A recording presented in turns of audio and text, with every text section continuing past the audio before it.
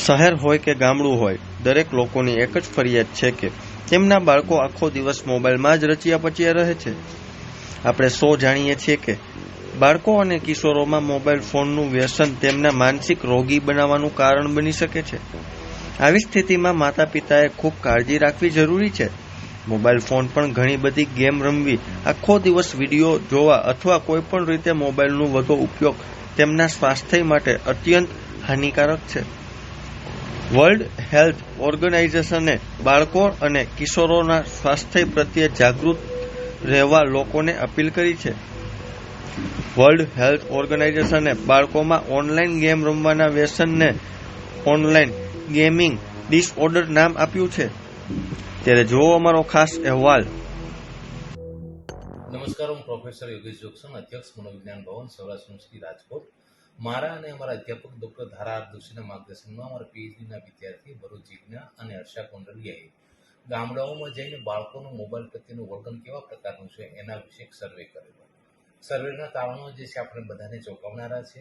ખાસ કરીને ગ્રામ્ય બાળકો જે છે 76% જેટલા ગ્રામ્ય બાળકો કે જેની ઉંમર એ 2.5 વર્ષ કે 2 વર્ષથી લઈને 9 વર્ષ કે 11 વર્ષની હોય એના ઉપરનો મેં સર્વે કરેલો. ટોટલ 2700 બાળકોના સર્વેને આધારે જે તારણો આવ્યા છે એ તારણો આપણને બધાને એક લાલબત્તી કરે છે, એક પ્રકારની મર્યાદા સૂચવે છે અથવા એક પ્રકારના જાગૃત કરે છે.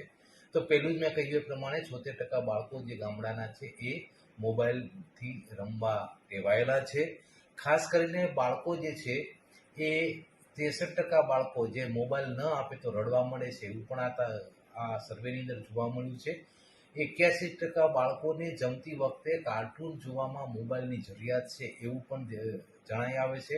અને 85%ને ખાસ કરીને મોબાઈલ ગેમ રમવી એ ગમે છે, પણ શારીરિક રમતો કે શેરીમાં જઈને બીજા બાળકો સાથે હળવું બોલવું એ પ્રકારનું ગમતું નથી, એ પણ આ સર્વેની અંદર જોવા મળે છે.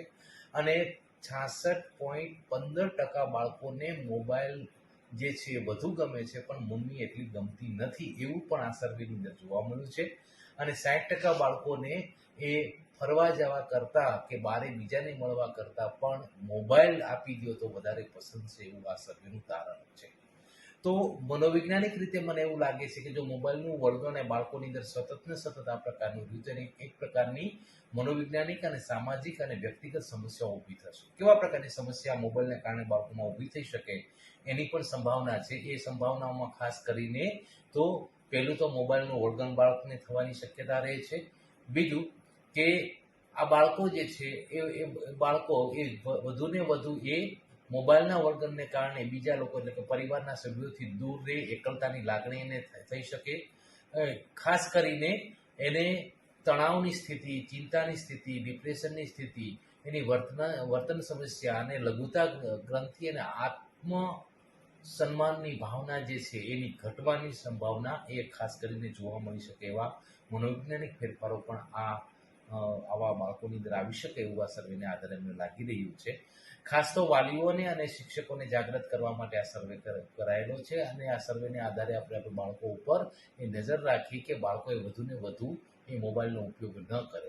હવે કેટલાક વાલીઓને પ્રશ્ન થશે કે ભાઈ મોબાઈલનું વળગણ છોડવા માટે શું કરવું? તો ખાસ કરીને મોબાઈલના વળગણથી દૂર થવા માટેની એક સૂચના એ છે કે આવા બાળકોને ખાસ કરીને શારીરિક રમતો કે આપણી જે પરંપરાગત રમતો છે રમતો તરફ એનું આકર્ષણ વધે એ માટેનો પ્રયત્ન કરવો જોઈએ. બાળકોને વધારે સમય આપવો જોઈએ, હૂંફ આપવો જોઈએ અને સાથે સાથે પરિવારના દરેક સભ્યોએ બાળકોની એક કેર લે તો મને લાગે છે કે આપણે આ મોબાઈલના વળગણમાંથી બાળકોને મુક્ત કરી શકીએ. નમસ્કાર.